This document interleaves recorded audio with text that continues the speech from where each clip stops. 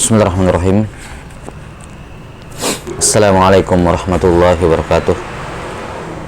Alhamdulillahi rabbil alamin. Wassalatu wassalamu ala asyrafil anbiya'i wal mursalin Nabiyyina Muhammadin wa ala alihi wa sahbihi ajma'in.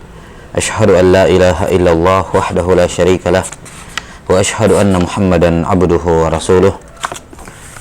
Allahumma la ilma lana illa ma 'allamtana, innaka antal alimul hakim. Allahumma faqihna fi dinik wa 'allimna ma yanfa'una warzuqna al-ikhlasa fil qawli wal 'amal wa zidna 'ilman ya arhamar rahimin. Qala al-imam Abul Fida Ismail ibn Umar ibn Katsir rahimahullahu ta'ala al-mutawaffa sanah 774 min al-hijratin nabawiyah fi kitabihi Ikhtisar Ulumul Hadis. Qala rahimahullah an-naw'ul khamisu wal ishrun fi kitabatil hadithi wa dhabtihi wa taqyidihi. Masalah penulisan hadis, bagaimana cara membabat suatu hadis dan mentakidnya, yakni bagaimana cara yang benar dalam menyalin ataupun menulis hadis, baik ketika menyalin nuskhah dari kitab tertentu, dari nuskhah dari seorang guru, atau ketika imla. Qala rahimahullahu ta'ala qad warada fi sahihi Muslimin an Abi Sa'idin marfu'an man kataba anni syai'an siwal qur'ani falyamhuhu. Nah, warid dalam Sahih Muslim dari Abu Sa'id Al-Khudri radhiyallahu ta'ala anhu marfu'an, yakni anin Nabi sallallahu alaihi wasallam, beliau bersabda, siapa yang menulis dari saya sesuatu selain dari Al-Quran, maka hendaknya dia hapus. Nah, ini hadis digunakan dalil oleh sebagian ulama al-mutaqaddimin untuk melarang penulisan hadis, melarang apa? Kitabatul hadis. Nah, kata beliau, qala Ibnu Salahi wa mimman ruwina anhu karahata dzalik. Di antara yang disebutkan oleh kami riwayatkan dari mereka, yang disebutkan dari para guru kami, yang memakruhkan menulis hadis. Al-karahah di sini adalah al-karahatut tahrim. Karahatut tahrim, yakni karahah secara lughatan, yakni al-bughdu, ya. Al-karahah di sini bermakna lughatan, yakni sesuatu yang dibenci, yakni perkara yang diharamkan. Perkara yang diharamkan. Nah, kata beliau, di antara ulama yang mengharamkan, atau di antara yang kami riwayatkan, ya, dari para ulama yang mengharamkan, memakruhkan, yakni membenci menulis hadis, ya, di antaranya adalah Umar wa Ibnu Mas'udin wa Zaid bin Thabit wa Abu Musa wa Abu Sa'idin radhiyallahu anhum ajma'in fi jama'atin akharina minas sahabati wat tabi'in, dan yang lainnya dari kalangan sahabat dan tabi'in. Nah, qala, kemudian Ibnu Salam mengatakan, wa mimman ruwina anhu ibahata dzalika aw fa'alah, di antara yang kami riwayatkan, ya, di antara ulama, ya, yang membolehkan atau bahkan melakukannya, di antaranya Aliun wa ibnuhul Hasan wa Anasun wa Abdullah ibnu Amr ibnu al-As atau ibnu al-As fi jam'in minas sahabati wat tabi'in, fi jam'in minas sahabati wat tabi'in. Baik, ini dua pendapat di kalangan ulama al-mutaqaddimin secara khusus di kalangan sahabat dan tabi'in. Di kalangan sahabat dan tabi'in, sebagian membolehkan dan sebagian lain tidak membolehkan. Qultu, kata Ibnu Katsir, wa thabata fi sahihaini anna Rasulullah sallallahu alaihi wasallam qala uktubu li Abi Syah. Dan sabit dalam Bukhari Muslim, sabda beliau alaihi salatu wassalam kepada sahabat Abu Syah, kata beliau, uktubu li Abi Syah. Ini hadis berkenaan atau beliau sabdakan ketika Hajatul Wada. Ketika di Haji Wada, beliau alaihi salatu wassalam menyampaikan khutbah, ya, menyampaikan khutbah di Arafah, dan beliau menyampaikan banyak hal di situ. Maka ada sebagian sahabat yang berasal dari Yaman, atau salah seorang sahabat yang bernama Abu Syah ini, beliau berasal dari Yaman. Beliau minta, ya Rasulullah, uktubuli, ya Rasulullah, tuliskan untukku, ya, teks khutbah yang tadi. Banyak sekali pelajaran yang mungkin beliau tidak dapatkan seluruhnya, tidak bisa mengingat semuanya. Beliau ingin pulang agar menyampaikan khutbah beliau kepada kaum muslimin di Yaman, di kota beliau. Maka beliau alaihi wasallam bersabda, uktubu li Abi Syah, ya, tuliskan teks khutbah tadi untuk Abu Syah. Nah, kata beliau waqad taharrara, ini kata Ibnu Katsir, waqad taharrara hadzal faslu fi awail kitabina al-muqaddimat walillahil hamd. Nah, pembahasan ini sudah kami tahrir, ya ini kami bahas dan sebutkan apa yang rajih darinya dalam kitab Al-Muqaddimat. Kemudian setelah itu beliau menyebutkan alasan mengapa ada sebagian ulama bahkan sahabat yang melarang. Tentunya selain dari hadis yang disebutkan tadi. Ya, yakni apa illat Nabi sallallahu alaihi wasallam melarang penulisan hadis. Kata beliau qala al-Baihaqi wa Ibnu Salahi wa ghairu wahid la'alla an-nahya an dzalika kana hina yukhafu iltibasuhu bil Qur'an wal idhnu fihi hina umina dzalika wallahu alam. Nah, Al-Baihaqi, Ibnu Salah dan selainnya mengatakan mungkin ya, sebab larangannya adalah atau larangan tersebut datang ketika dikhawatirkan hadis itu bercampur dengan Al-Qur'an, dikhawatirkan bercampur dengan Al-Qur'an. Sementara hadis yang membolehkan karena ini uktubu li Abi Syah tentunya di tahun ke-9 Hijriah. Ya, tahun 9 Hijriah atau di tahun 10 Hijriah ya, di ketika Hajatul Wada. Nah, tahun 10 Hijriah. Sudah tahun terakhir.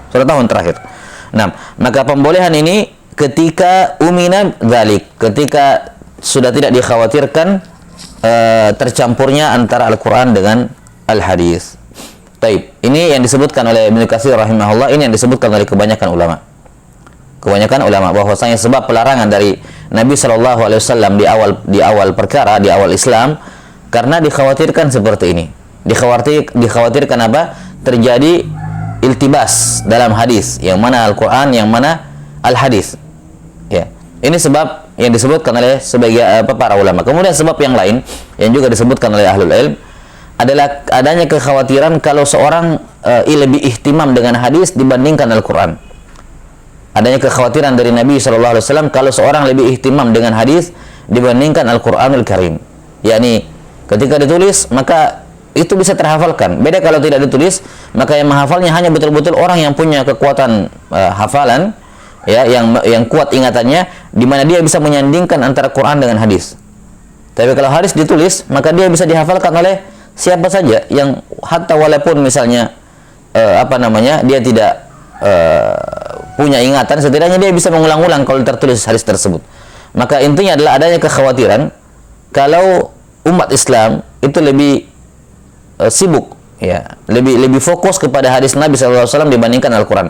Tentunya di sini kita tidak berbicara mengenai yang mana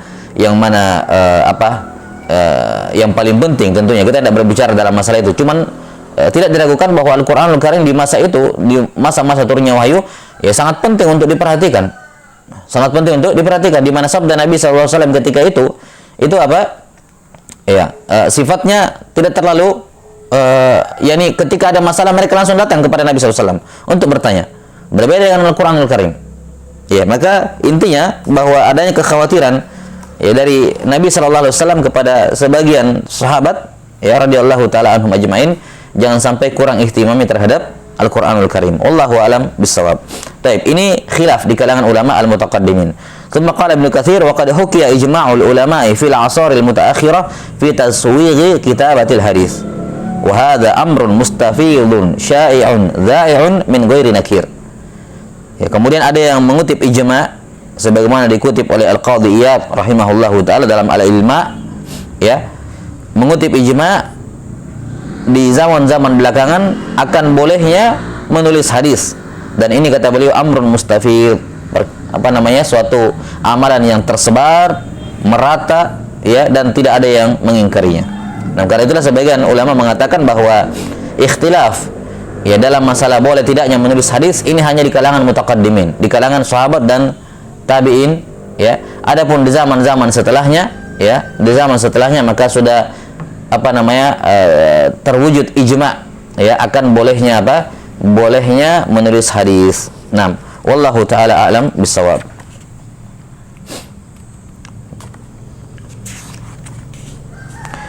Summa qala rahimahullahu ta'ala fa idza taqarrara hadza fayanbaghi likatibil hadis aw ghairihi min al-ulum. Ini selesai ya. Jadi selesai masalah yang pertama mengenai apa hukum menulis hadis.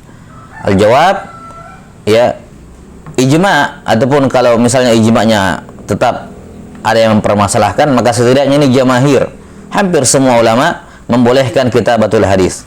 Dan mereka mengatakan bahwasanya semua hadis-hadis yang datang dari Nabi Shallallahu Alaihi Wasallam yang melarang penulisan riwayat, penulisan hadis, itu hukumnya mansukh. Itu hukumnya apa? Hukumnya mansukh. Ya, dengan hadis-hadis yang membolehkan. Ya, dengan hadis-hadis yang membolehkan. Sebagaimana warid dari Abdullah bin Amr bin As radhiyallahu an, dan sudah diketahui sebagaimana kata Abu Hurairah radhiyallahu taala bahwa Abdullah bin Amr itu fa innahu yaktubu wa la aktub. Ya, Abdullah bin Amr bin As, beliau menulis hadis dan saya tidak menulis. Dan ini di masa Nabi sallallahu alaihi wasallam, sehingga apa namanya? Itu menunjukkan takrir beliau alaihi salatu wassalam kepada Abdullah bin Amr bin As, dan beliau punya as-sahifah as-sahihah. Ya, as-sahifah as-sahihah yang diriwayatkan oleh keturunan beliau, Amr bin Shu'aib an abihi an jaddihi. Amr bin Shu'aib an abihi an jaddihi, nama lengkapnya Amr bin Shu'aib ibn Muhammad ibn Abdullah bin Amr bin As. Ya, ini sahifah beliau diriwayatkan turun-temurun. Ya, Amr bin Shu'aib an abihi an jaddihi. Jadi diriwayatkan dari Abdullah bin Amr bin As oleh cucu beliau, yaitu Muhammad. Ya. 6. Kemudian apa? Dari Amr meriwayatkan anaknya apa? Dari anaknya Amr. Apa meriwayatkan darinya anaknya Amr. Ya, afwan, bukan Muhammad, Syuaib ya. Ya, dari yang meriwayatkan sahifah dari Abdullah bin Amr bin As adalah cucu beliau, yaitu Syuaib.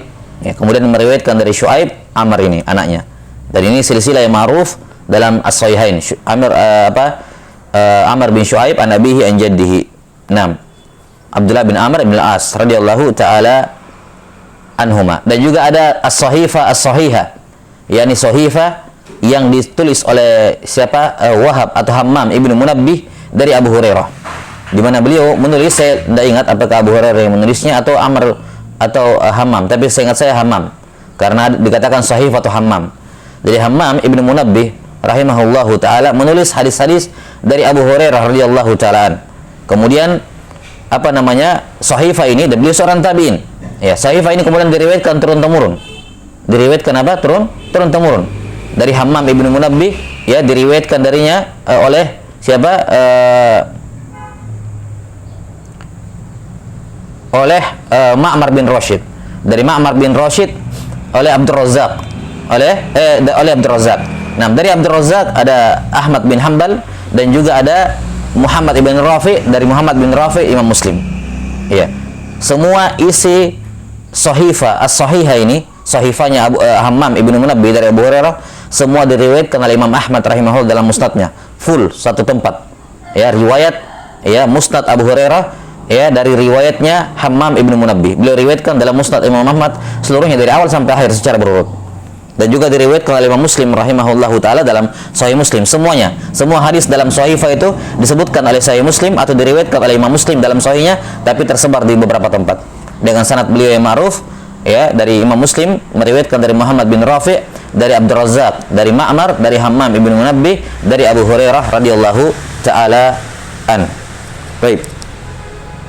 Kemudian karena itulah ketika Abdullah bin Amr bin As radhiyallahu taala an, ya, ada yang menegur beliau dalam masalah penulisan hadis. Mengapa engkau menulis terus dari Nabi sallallahu alaihi wasallam? Beliau manusia, kadang marah. Ya, maka beliau alaihi salatu wasallam bersabda, ya, fa inni la aqulu fihi ma illa haqqa. Ya, saya tidak mengatakan ketika saya marah ataupun ketika saya tidak marah, saya tidak mengatakan kecuali kebenaran. Yakni tulis, walaupun saya marah tetap tulis. 6. Dan juga warid keumuman sabda Nabi sallallahu alaihi wasallam dalam hadis yang hasan diriwayatkan, disebutkan oleh Al-Khatib Al-Baghdadi rahimahullahu taala, qayyidul ilma bil kitabah. Qayyidul ilma bil kitabah. Tulislah ilmu dengan apa? Ikatlah ilmu dengan tulisan. Taib. Karena itulah sebagaimana dikatakan di sini oleh Ibnu Katsir rahimahullahu taala bahwa khilaf ini datangnya hanya terjadi di kalangan ulama terdahulu, ya. Adapun zaman belakangan hal ini menjadi urgen. Ya, menjadi urgen. Ya, sehingga ditulislah hadis Nabi sallallahu alaihi wasallam, apalagi di zamannya setelah Nabi sallallahu alaihi wasallam wafat. Ketika wahyu sudah terputus, sudah baku, sudah terhimpun seluruhnya, tidak ada lagi wahyu yang baru, sudah jelas pemisahannya, maka para sahabat radhiyallahu anhum kemudian menulis hadis, kemudian diriwayatkan oleh tabi'in, mereka juga menulis hadis dan seterusnya. Kenapa? Karena sudah aman dari iltibas dengan Al-Qur'anul Karim. Ibnu Salah rahimahullahu taala mengatakan, annahu zala dzalikal khilaf wa ajma'al muslimun ala taswighi dzalika wa ibahatihi walau la tadwinuhu fil kutubi la darasa fil a'saril akhirah. Iya, kata Ibnu Salah rahimahullahu taala bahwa khilaf itu yang disebutkan tadi sudah hilang. Nah, dan kaum muslimin sudah sepakat ijma' akan pembolehan menulis hadis. Seandainya tidak dikumpulkan, tidak ditulis hadis tersebut, niscaya hadis-hadis itu akan hilang. Baik. Summa qala Ibnu Katsir rahimahullah, pindah ke masalah yang kedua. Sekarang ketika hadis boleh ditulis, bagaimana cara menulisnya? Kata beliau, fa idza taqarrara hadza fa yanbaghi li katibil hadithi aw ghairihi min al-ulumi an yadbita ma yushkilu minhu aw qad yushkilu ala ba'd talabati fi asl al-kitabi naqtan aw shaklan wa i'raba ala ma huwa al-mustalahu alayhi bainan nas walau qayyada fil hashiyah lakana hasana. Baik. Kata beliau, kalau ini sudah difahami, maka selayaknya bagi penulis hadis atau penulis ilmu-ilmu yang lain untuk memberikan dhabat, memberikan kejelasan pada huruf-huruf apa yang muskil ataupun kata-kata yang muskil yang orang bisa membacanya beberapa kemungkinan, bisa dibaca ini, bisa dibaca itu, iskal, atau mungkin kurang jelas. Iskalnya karena tidak jelas. Ya, karena sudah ma'ruf bahwa di zaman dahulu bahkan jangankan harokat, titik saja nggak dikenal. Ya, titik saja tidak dikenal.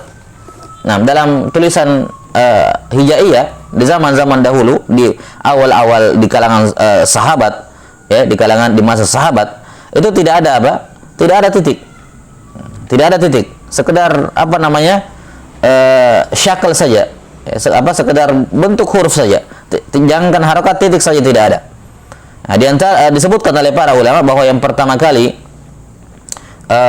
di antara ulama yang pertama kali memberikan titik pada huruf hijaiyah, baik dalam penulisan hadis maupun penulisan Al-Qur'an, di antara ulama yang disebut adalah Abul Aswad Ad-Du'ali rahimahullahu taala, yang juga dianggap sebagai peletak dasar ilmu nahwu. Abul Aswad Ad-Du'ali rahimahullahu taala, beliau yang dikatakan sebagai orang yang pertama kali meletakkan titik pada huruf-huruf hijaiyah untuk membedakannya. Baik. Kata beliau, selayaknya dia didhabat, huruf-huruf itu didhabat, apa-apa yang muskil, baik muskil karena tadi mungkin tidak ada titiknya, tidak ada harokatnya, tidak ada titiknya, atau iskal karena ini bisa dibaca beberapa kemungkinan. Nah, kata beliau, au qad yushkilu ala ba'd talaba fi asli kitab. Ataukah misalnya bagi yang lain jelas, tapi bagi sebagian penuntut ilmu enggak jelas, maka selayaknya tetap dia dhabat. Bagaimana dhabatnya? Naqtan. Apakah dengan bentuk dikasih titik? Kalau harus tidak dikasih titik jadi muskil, maka dikasih titik. Atau syaklan, dikasih harokat. Dikasih apa? Harokat. Wa i'raba. Atau disebutkan i'rabnya. Ini tentunya di kalangan belakangan, ketika memang iltibas antara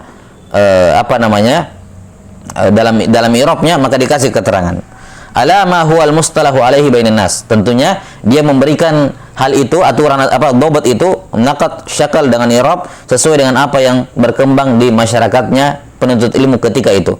Jadi jangan pakai istilah yang tidak dikenal oleh mereka. Jelas ya? Misalnya titik di zaman ulama di kalangan ulama terdahulu, tentunya titik itu bukan dikasih titik seperti itu, titik ataupun dikasih titik tetap dikasih keterangan. Istilahnya dieja. Dikatakan misalnya jim al-mu'jamah. Al-jim ketika disebutkan al-mu'jamah, ini penting menyebutkan keterangan huruf seperti ini untuk menghindari menghindari atau menafikan sangkaan, menafikan sangkaan. Misalnya ada titik, jim misalnya, kemudian ada titik di sini, tapi dia juga bisa dibaca dengan bacaan yang lain. Seandainya titiknya tidak ada, maka bisa jadi akan muncul pikiran di pembacanya, siapa tahu titik ini titik apa namanya muncul karena ya di zaman dahulu kadang mereka habis nulis jatuh tintanya jadi titik padahal bukan titik atau apalah, pokoknya bisa jadi ini tasheef atau yang semacamnya. Nah, tapi ketika dikatakan ditambahkan keterangan setelahnya bil jim al mu'jamah, maka tegas bahwa ini bukan tasheef, ini bukan tambahan yang jatuh tidak sengaja terus membentuk titik, ini bukan. Ini betul-betul jim. Kenapa dikasih keterangan setelahnya jim al mu'jamah atau al ha al muhmalah? Yani ini ha, bukan kekurangan titik. Ini ha. Kenapa? Karena dijelaskan setelahnya al muhmalah. Atau dikatakan apa? Ya at-tahtiyah. Ya dengan dua titik di bawah. Ya. Dua titik dengan titik di bawah. Yani ini bukan ta, ini ya. Ya. Ini tahtiyah, bukan fauqiyah, bukan di atas, tapi di bawah. Ya, dan ini apa namanya? Ta'bir seperti ini saya kira ma'ruf ladaikum ya dalam imla. Nah, kemudian syakal, harokat. Ya, ini juga kadang disebutkan. Ya, kalau harokatnya memungkinkan ada dua qiraah atau dua cara baca, kadang mereka menyebutkan bil wajhain, bil fathi wa dhamm misalnya. Ini bisa huruf ba itu dibaca dengan bisa dibaca dengan dua bacaan, di fathah sama di dhammah misalnya. Ya. Atau kalau satu saja dia katakan bi fathi atau bi kasri dal misalnya, dengan di kasrah dalnya. Nah, ini termasuk bentuk mendhobat. Kata beliau rahimahullah, walau qayyada fil hasyiyah lakana hasana. Nah, sekarang kalau saya mau memperjelas sesuatu yang muskil, di mana saya taruh? Apakah di sela-sela antara baris satu dengan baris atas dengan baris bawah ini? Saya tulis di antaranya, atau langsung saya kasih harokat saja di situ, atau saya langsung kasih titik saja di situ? Ya, di nuskhonya kata beliau walau qayyada dzalika walau qayyada fil hasyiyah lakana hasana. Ya, boleh di situ, boleh langsung di situ, langsung dikasih harokat, langsung dikasih titik, langsung dikasih keterangan di situ, di sela-sela antara baris atas dengan baris yang sekarang yang dibaca. Namun seandainya dia kasih apa namanya taklid, dia lakukan itu di hasyiyah, di pinggiran, di tepi-tepi kitab, di lembaran kosong di pinggir kitab, maka ini yang lebih bagus. Ya, ini yang lebih bagus. Ini hasyiyah ya. Baik. Dan ini yang lebih aula tentunya. Kenapa? Karena pertama tentunya tidak mengganggu. Ya, jangan sampai kalau dia taruh di tengah-tengah nanti malah menimbulkan iskal yang baru. Ya. Orang jadinya nanti agak sulit membaca baris-baris tersebut apalagi kalau rapat. Ya. Maka yang aula dia taruh di hasyiyah. Kemudian yang kedua, bisa jadi apa yang dia kasih hasyiyah itu bisa jadi juga kurang tepat. Bisa jadi nuskho yang dia pakai nuskho yang juga kurang bagus, ya. Intinya ketika dia memberikan hasyiyah, memberikan tambahan, bisa jadi tambahan itu salah, bisa jadi yang benar adalah yang di nuskho itu. Bisa jadi yang benar adalah yang di nuskho itu. Yani yang di nuskho sudah benar, cuma dia dapatkan informasi yang keliru atau referensi yang kurang tepat juga.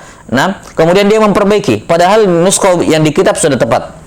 Nah, kalau dia coretin di situ, ya agak repot. Tapi kalau dia coretin di luar hasyiyah, kemudian belakangan dia tahu bahwa ternyata justru hasyiyah ini yang salah, yang benar adalah apa yang sesuai di buku, ya dia bisa kasih lagi tambahan hasyiyah di bawahnya. Kan begitu. Apa dia biasa kasih tambahan lagi keterangan di bawah hasyiyah tersebut. Jelas ya? Makanya Ibnu Katsir rahimahullah mengatakan walau qayyada fil hasyiyah lakana hasana. Karena adanya ihtimal tadi. Kata beliau wa yambaghi tawdihuh. Dan selayaknya diperjelas. Kalau nulis jelas. Ya. Kalau nulis itu apa? Diperjelaskan. Diperjelas tulisannya. Ya. 6. Lakukannya.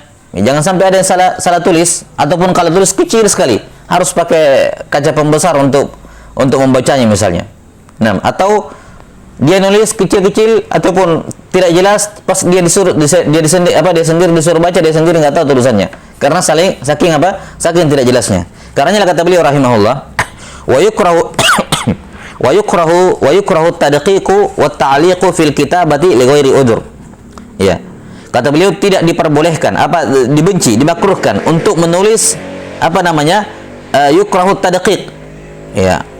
6. Wa ta'liq fil kitabati li ghairi udzur. At-tadqiq al-kitabatu bil khattid daqiq. Ya, menulis dengan khat yang kecil sekali. Ya. Ini dibenci. Ya. Wa ta'liqu fil kitabah, demikian pula menambahkan ta'liq dalam penulisan li ghairi udzur, tanpa ada udzur. 6. Qala al-Imam Ahmad li ibni ammihi Hanbal. Ya. Imam Ahmad rahimahullah berkata kepada ponakannya Hambal, dan Hambal ini punya soalat juga kepada Imam Ahmad rahimahullah. Ya, beliau punya soalat kepada Imam Ahmad, Hambal bin Ishaq. Nah, kata beliau, wa qad ra'ahu yaktubu daqiqa. Imam Ahmad melihat keponakannya ini, Hambal bin Ishaq ini, menulis dengan tulisan yang kecil sekali. Kata beliau, la taf'al fa innahu yakhunuka ahwaja ma takunu ilaihi.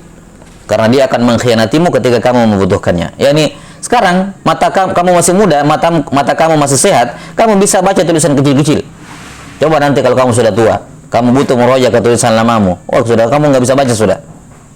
Ya, kamu sudah nggak bisa baca. Nah, qala Ibnu Shalah wa yanbaghi an yaj'ala baina kulli haditsaini dairah.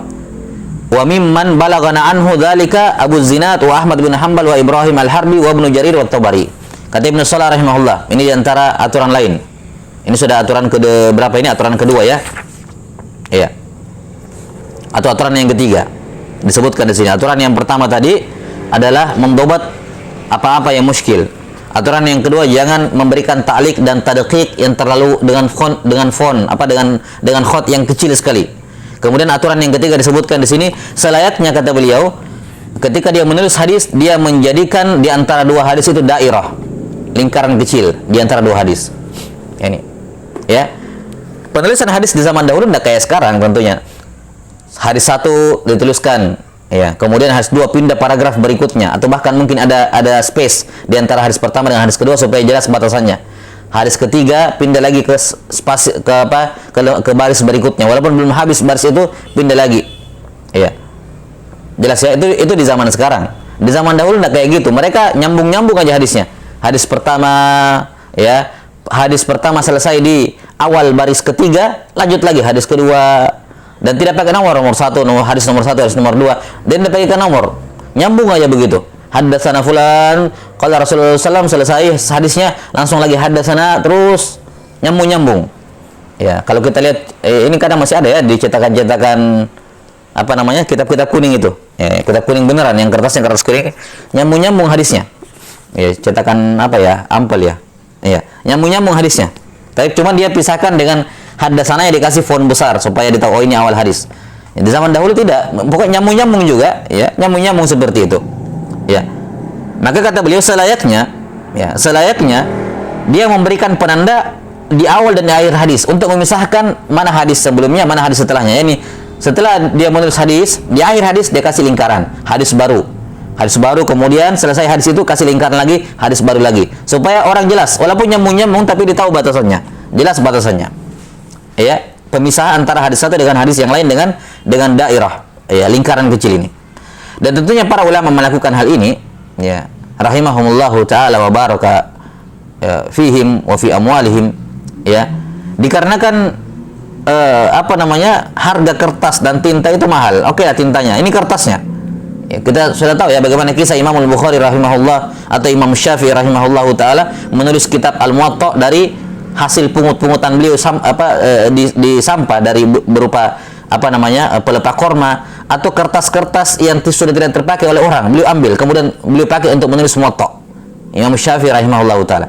Dan semua orang bisa beli kertas di masa itu, kertas barang yang mahal. Ya. Maka ketika mereka bisa membeli kertas, maka mereka manfaatkan betul-betul. Sampai sebutkan di sini, kenapa ada muncul masalah seperti ini, tulisan sangat kecil? Karena mereka menghemat betul-betul kertas. Makanya satu diusahakan semaksimal mungkin bagaimana satu lembar bisa maksimal, ya, menulis semua isinya hadis tanpa ada jarak yang berarti di antara baris. Ya, masih ada tempat kosong di pinggir, ditulis di situ. Ya. Nah, pokoknya dimaksimalkan satu lembar kertas full semuanya hadis, tidak ada tempat kosong lagi.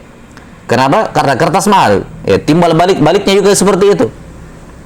Nah, makanya ada yang nulis kecil-kecil untuk menghemat tempat supaya bisa dapat banyak hadis. Ya.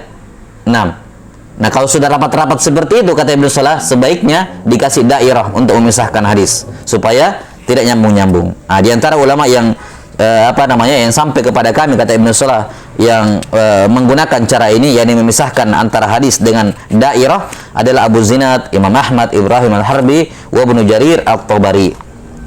Taib, rahimahumullahu taala. Qultu wa qad ra'aituhu fi khattil Imam Ahmad bin Hanbal rahimahullahu taala. Kata Imam Ibnu Katsir, saya lihat langsung dari tulisannya, Imam Ahmad, yakni nuskha tulisan dari Imam Ahmad rahimahullahu taala ketika beliau menulis hadis. Wallahu alam apakah ini musnad atau karya tulis Imam Ahmad yang lain.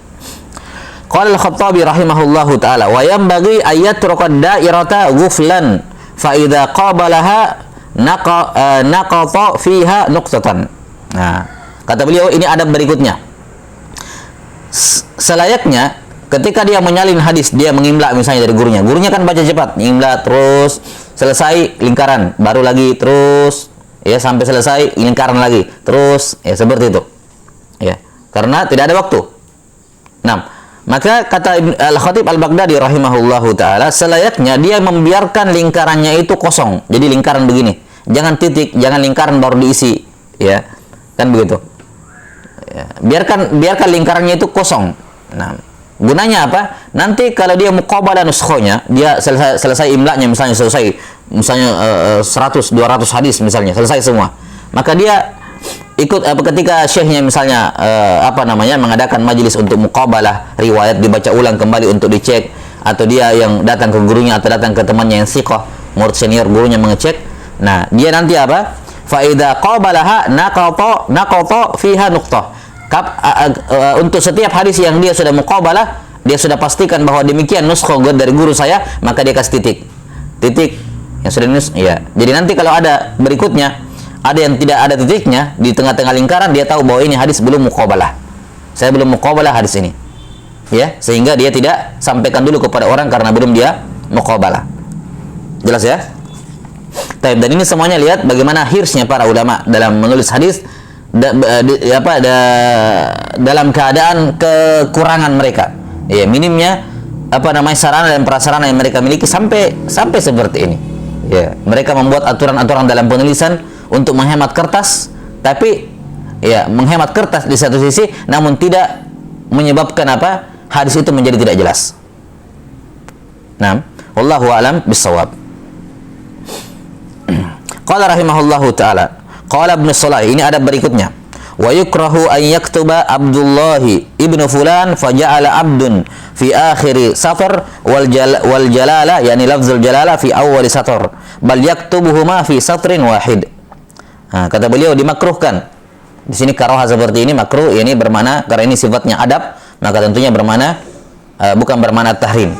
Bukan bermakna at-tahrim. Ini min babil adab tentunya. Yani khilaful aula. Ya, tidak dianjurkan atau dibenci menulis Abdullah ibn Fulan di baris yang berbeda. Dia tulis Abdu di atas, namanya Allah di bawah, di baris berikutnya. Misalnya dia nulis pas sampai di ujung, misalnya dia perlu menulis Abdullah ibn Zaid misalnya. Tapi pas baru Abdu sudah habis baris. Dia tulis di bawahnya Allah. Ya. Abdu Allah bin Zaid misalnya. Nah, ini dimakruhkan, dibenci oleh para ulama penulisan seperti ini. Yang kata beliau bal yaktubu ma fi satrin wahid.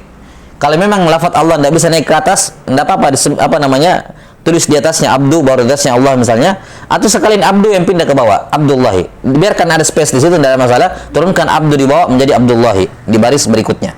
Ya, jangan dipisah seperti itu. Dan ini salah satu adab pemuliaan terhadap nama Allah Taala dalam penulisan. Ada berikutnya, qala wal yuhafiz ala sana'i ala Allah was salati ala Rasulillah ala rasulih sallallahu alaihi wasallam wa in takarrara wa la yas'amu fa inna fihi khairan katsira. Dan hendaknya seorang itu menjaga untuk senantiasa sana ala Allah, yakni minimal setelah menulis nama Allah Taala, minimal Allah Taala. Jangan cuma disebutkan Allah selesai langsung sambung. Tidak ada sana. Ya, setidaknya Allah Taala paling sedikit. Wassalatu ala rasulihi, atau setidaknya salawat kepada bersalawat kepada Nabi sallallahu alaihi wasallam dengan salawat yang paling ringkas sekalipun, yang penting bersalawat. Wa in takarrara, walaupun berulang nama Allah, berulang nama Nabi sallallahu alaihi wasallam, wala yas'am, dan janganlah dia bosan, fa inna fihi khairan katsira, karena dengan melakukan itu akan mendatangkan kebaikan yang banyak. Yakni secara hissi mungkin itu akan mengurangi tintanya, mengurangi space kertasnya, tapi itu ada khair yang banyak. Dia akan mendapatkan keberkahan dari tulisannya, ya, atau Allah Ta'ala akan memberikan dia rezeki dari arah yang dia tidak sangka-sangka, ya, ketika dia menghormati Allah Ta'ala dan Rasulullah SAW, hatta walaupun dalam tulisan. Ya. Qala, kata Ibnu Salah, Wa ma wujida min khattil Imam Ahmad min ghairi salatin fa mahmulun ala annahu arada riwayah. Qala al-Khatib wa balaghani annahu kana yusalli ala an-nabi sallallahu alaihi wasallam nutqan la khatta. Nah, berikutnya kata beliau, adapun yang ditemukan dari sebagian tulisan Imam Ahmad ya bin Hanbal rahimahullahu taala, di mana beliau menyebutkan nama Nabi sallallahu alaihi wasallam tanpa ada salawat setelahnya, maka fa mahmulun ala annahu arada riwayah. Maka dibawa kepada apa? Bahwa beliau menginginkan riwayat. Maksudnya apa? Maksudnya gurunya ketika menyebutkan nama Nabi sallallahu alaihi wasallam tidak bersalawat. Maka demikian pula keadaannya beliau ketika meriwayatkan hadis tersebut qalan Nabi, yakni sesuai dengan riwayat tersebut. Bahwa guru saya tidak bersalawat misalnya. Ya, tidak bersalawat. Karena ini min babir riwayat, tidak bisa menambah dan mengurangi, atau tidak selayaknya dia menambah dan mengurangi. Jelas sampai sini ya? Ya, misalnya dan ini juga akan dibahas nanti insyaallah taala dalam masalah boleh tidak memberikan tambahan. Misalnya gurunya hanya menyebutkan Muhammad bin Abdullah, karena banyak Muhammad bin Abdullah, sementara yang dimaksud adalah Asy-Syaibani misalnya, dia tambahkan sendiri di sanadnya Asy-Syaibani, padahal gurunya nggak bilang. Boleh atau tidak seperti ini? Taib. Yang jelas diantara perkara yang hal yang tidak diragukan maka adalah selayaknya dia membiarkan tetap seperti itu. Nah, ini kata Ibnu Salah rahimahullah, kemungkinan Imam Ahmad tidak bersalawat atau tidak ditemukan dalam tulisan beliau salawat kepada Nabi sallallahu alaihi wasallam setelah beliau menulis nama Nabi sallallahu alaihi wasallam adalah karena beliau menginginkan riwayat. Yang riwayatnya memang seperti itu. Iya, ini jawaban dari Ibnu Salah. Jawaban yang lain dari Al-Khatib, kata beliau sampai kepadaku, yakni tentunya ini balagan yakni dengan sanad yang terputus. Sampai kabar kepadaku bahwa beliau rahimahullah Imam Ahmad bersalawat kepada Nabi sallallahu alaihi wasallam dengan mulutnya, tidak dengan tulisannya. Yani setiap kali melewati nama Nabi sallallahu alaihi wasallam beliau berhenti sejenak mengucapkan sallallahu alaihi wasallam baru lanjut lagi. Karena itulah secara tertulis tidak ada salawat tapi beliau mengucapkannya. Beliau apa? Mengucapkannya. Taib, ini adab berikutnya. Dan kita lihat ya bagaimana keberkahan yang diperoleh oleh para ulama. Bagaimana keberkahan yang diperoleh oleh para ulama. Ini perkara yang sepele tapi merupakan salah satu sumber keberkahan. Bagaimana memuliakan Allah Ta'ala dan Rasulnya alaihi salatu wassalam. Ya. Lihat, mereka tetap melakukan hal ini. Mereka tetap mengatakan bahwa ini termasuk adab yang tidak selayaknya ditinggalkan, bersamaan dengan harga tinta yang sangat tinggi di masa itu, dan harga kertas juga yang sangat tinggi. Ya. Harga kertas yang sangat tinggi, butuh keluar duit yang banyak. Ya, kalau mau beli tinta yang banyak dan kertas yang banyak. Sehingga seandainya mereka tidak menulis salawat, ya, ataupun ditulis tapi diringkas ataupun dikasih rumus saja dan semacamnya, seandainya seperti itu, mungkin kita masih bisa maklumi. Oh, wajar, kertasnya mahal, tintanya mahal dan semacamnya. Mereka betul-betul menghemat. Karena tidak semuanya muhaddis ini itu orang kaya. Yang kaya di antara mereka jadi miskin karena membeli tinta dan kertas yang mahal. Ya. Maka seandainya pun mereka meninggalkan itu, adab ini mungkin masih bisa dimaklumi. Tapi lihat bagaimana mereka tetap bertahan di atas adab ini, ya, di dalam keadaan tidak memungkinkan, dalam kondisi keadaan tidak memungkinkan. Jelas sampai sini. Dan inilah salah satu sumber sebab datangnya keberkahan dari Allah kepada mereka. Ya. Berbeda dengan orang di zaman sekarang. Ya, sekarang orang kadang tidak butuh kertas lagi. Ya, tidak butuh kertas, tinggal diketik aja, tinggal nulis, ketik, nggak pakai tinta. Iya. Tapi bersama dengan itu tidak bersalawat kepada Nabi sallallahu alaihi wasallam. Ketika ditulis, ya paling banter disingkat SAW. Ya, misalnya kan? Ya. Atau kalau bahasa Arab shad ain lam mim gitu ya. Iya. 6 dan seterusnya. Ini wajar kalau keberkahan di kalangan orang-orang belakangan itu berkurang. Ketika untuk salawat kepada Nabi sallallahu alaihi wasallam saja masih mikir-mikir, padahal tidak ada hal yang mereka harus korbankan. Tidak ada harta yang mereka keluarkan. Mereka sekarang di zaman sekarang tidak butuh kertas lagi. Ya. Kadang nggak butuh kertas lagi. Ya. Maka selayaknya seorang thalabatul ilm dalam menulis nama Nabi sallallahu alaihi wasallam ataupun nama Allah Ta'ala, jangan dia meninggalkan as-sana ala Allah wassalatu ala Rasulillah sallallahu alaihi wasallam. Jadi wassalatu wassalam sebagaimana akan diterangkan pada adab berikutnya. Selanjutnya kata beliau, qala Ibnu Salah, ini ada berikutnya terkhusus untuk Nabi sallallahu alaihi wasallam, wal yaktubis salata wat taslima mujallasatan la ramza. Hendaknya dia menulis salawat dan taslim mujallasah, jangan disingkat. Ya, ini mujallasah ditulis lengkap. sallallahu alaihi wasallam. Ya, atau dari atas sallallahu alaihi wasallam. Yang jelas lengkap, jangan diringkas. Jangan short ya, apalagi ain lam mim gitu ya. Atau kalau Indonesia SAW misalnya. La ramza, jangan ditulis dalam bentuk apa? Rumus, singkatan. Ya. Kemudian ada berikutnya qala wala yaqtasir ala qaulihi alaihi salam. Baik, sampai situ dulu. Jadi jangan ditulis secara dengan apa? Dengan ringkasan. Padahal sekali lagi kita katakan seandainya mereka melakukannya, itu hal yang wajar, kita bisa maklumi. Seandainya mereka melakukannya, tapi bersama dengan itu mereka tidak melakukannya. Menunjukkan apa? Ya, bagaimana besarnya pengagungan mereka kepada Allah Ta'ala dan Rasulullah Sallallahu Alaihi Wasallam. Maka tidak selayaknya seorang di zaman sekarang itu, ya, sekali lagi kita di sini berbicara adab, bukan halal haram ya. Nah, kita berbicara mengenai adab seorang penuntut ilmu, selayaknya dia apa namanya memperhatikan adab-adab seperti ini. Karena sebagian ulama as-salaf mengatakan innama yufhamul ilmi bil adab. Innama yufhamul ilmu bil adab. Bahwa pemahaman terhadap ilmu itu hanya datang ketika seorang penuntut ilmu itu beradab.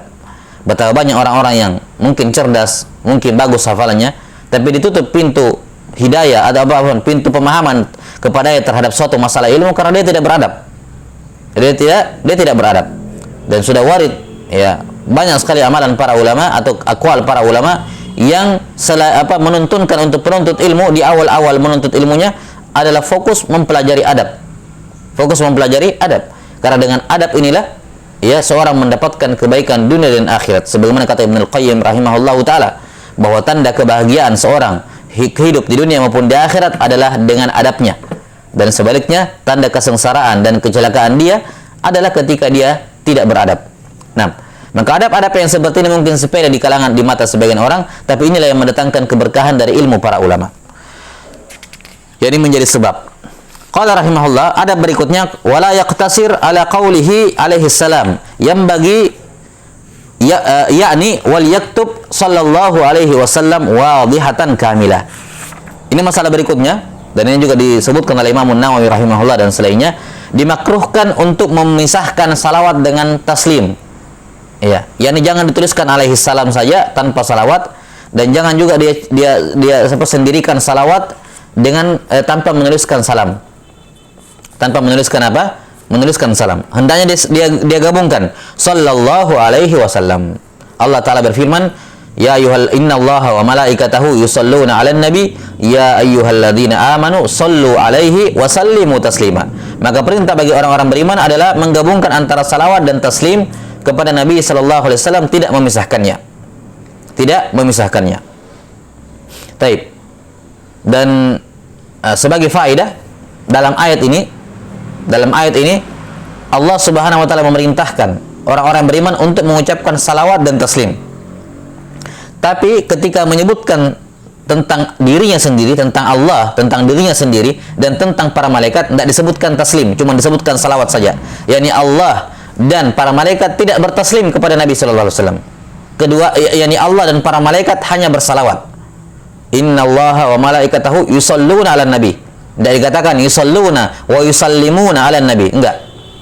Nanti ketika orang beriman baru disebutkan sallu alaihi wa sallimu taslima. Menunjukkan bahwa dari Allah dan para malaikat kepada Nabi sallallahu alaihi wasallam hanya berupa salawat.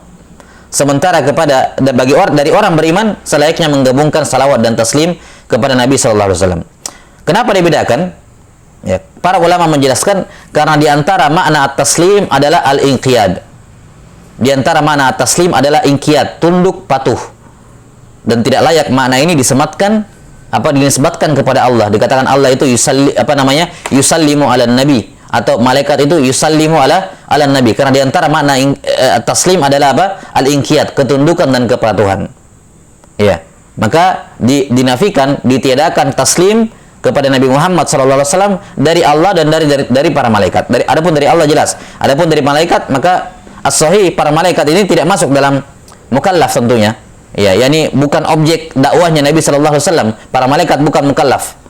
Ya, bukan apa? Bukan mukallaf, yakni dari sudut tinjauan syariatnya Nabi Muhammad sallallahu alaihi wasallam. Maka tidak dikatakan malaikat itu yusallimuna 'alan nabi.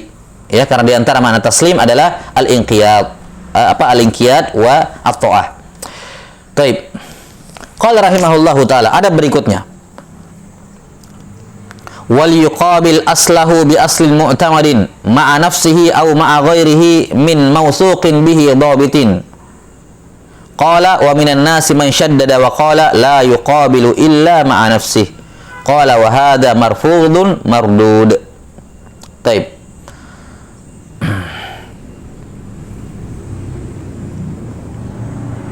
Kata beliau, selayaknya bagi orang yang sudah menulis hadis, sudah selesai tulisannya semuanya, dia muqabalah asal dia, yakni asal yakni hasil catatan dia, bi aslin mu'tamad, dengan asal yang mu'tamad. Ya. Disebutkan di situ oleh Syekh Ahmad Syakir rahimahullah, ba'da itmami naskhil kitabi tajibu muqabalatuhu 'alal aslil manquli minhu aw 'ala aslin akhar muqabalun aw 'ala nuskhatin manqulatin minal aslil muqabalah, minal asli muqabalatin.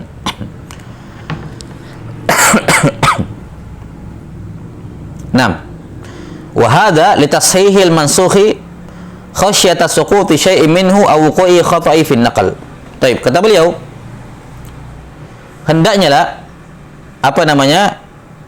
kata Ibnu Katsir rahimahullahu taala, hendaknya lah dia muqabalah asalnya dengan asal yang mu'tamad. Disebutkan situ oleh Ibnu Katsir oleh Syekh Ahmad Syakir rahimahullahu taala, yang dimaksud dengan asal mu'tamad di sini kata beliau dijelaskan di situ ya, alal aslil manquli minhu, yakni asal, yakni nuskha asal yang dia nukil darinya. Misalnya gurunya pinjami dia, nih kamu salin ulang. Berarti nuskha gurunya inilah yang dikatakan aslul manquli minhu. Atau ketika gurunya mengimla dan dia pegang nuskhanya, kemudian dia bacakan, kemudian guru menulis murid-murid menulis, maka nuskha yang dipegang gurunya yang dia pakaikan imla kepada mereka, inilah al aslul manquli minhu. Ya. Jadi dia muqabalah nuskhanya dengan nuskha gurunya. Kalau memungkinkan misalnya dia pinjam nuskha gurunya, atau misalnya mungkin gurunya membacakan ulang ya, ataukah dia pinjam di tempat itu kemudian dia cocokkan ya, sebagaimana sudah disebutkan tadi ya, kadang waktunya gurunya nggak banyak, dikasih waktu 10 menit, sudah dicek 10 menit dapat berapa hadis muqabalah, kasih titik, selesai, dikembalikan ke gurunya, besok gitu lagi lanjut muqabalahnya ya. Au ala aslin akhar muqabal. Nah, bagaimana dengan yang tidak kebagian, kan tidak, nuskha gurunya cuma satu, yang hadir ribuan, gimana caranya? Masa semuanya pinjam ke satu orang ini, ke gurunya? Nah, kata beliau bisa juga kepada aslin akhar muqabal, asal yang lain tapi sudah muqabal. Misalnya dia cari ke murid-murid senior gurunya, murid-murid senior gurunya yang sudah berguru pada gurunya itu bertahun-tahun, otomatis nuskha dia sudah muqabalah berkali-kali kepada nuskha gurunya. Nah, pinjam nuskha murid-murid seniornya itu. Atau misalnya kemarin dia lihat, oh teman saya yang sana sudah selesai muqabalahnya, dia datang, nih sini saya pinjam. Ya, saya pinjam saya pinjam nuskhamu. Ini yang disebutkan yang ketiga. Au ala nuskhatin manqulatin minal asli muqabalah. Ya. Atau yang disalin dari nuskha asal dan sudah muqabalah. Ya, kayak tadi ya. Nuskha nuskha temannya itu kan adalah mangkul dari nuskha asli, kan begitu. Dia salin dari nuskha asli, itu pun dia sudah muqabalah, maka dia pinjam punya temannya. Dan demikian seterusnya. Maka lihat ya, proses mengambil riwayat di zaman dulu bukan yang ketika yang hadir ribuan, itu bukan waktu yang sebentar. Mereka setelah selesai semuanya, mereka harus muqabalah lagi. Dan tidaklah terjadi kesalahan dalam riwayat, ada riwayat yang syadz, terjadi mukhalafah dalam periwayatan, kecuali di antara sebabnya adalah adanya orang-orang yang tidak muqabalah. Setelah selesai mengimla, dia mau menghemat waktu, wah selesai saya sudah tulis semua hadis-hadis dalam majelis ini, dia pindah ke majelis lain atau keluar kota, pindah ke kota lain, mengejar lagi ulama yang lain sebelum dia muqabalah hadis yang diterima di majelis tersebut. Nah, disinilah kadang muncul kesalahan ya, gara-gara apa? Nuskhanya tidak muqabalah ya, seperti disebutkan di sini oleh Syekh Ahmad Syakir rahimahullahu taala. Bisa jadi apa? Ada yang gugur, ada yang luput dari dia, ada yang salah dan seterusnya. Nah, apalagi di zaman dahulu, kadang seorang alim itu mengimla apalagi kalau sifatnya karya tulis sifatnya karya tulis, mereka kadang mengimla karya tulis itu berkali-kali, berulang-ulang, ya, sampai sempurna. Kadang di imla yang ketiga ada tambahan yang tidak terdapat di imla yang pertama, ya. Kemudian kadang di imla yang ke-10 ada tambahan lagi, atau ada yang dihilangkan dari yang lama karena dianggap tidak perlu atau ada perubahan pendapat dari gurunya dan semacamnya. Karena itulah, ya, kenapa kita mendahulukan murid-murid senior seorang rawi?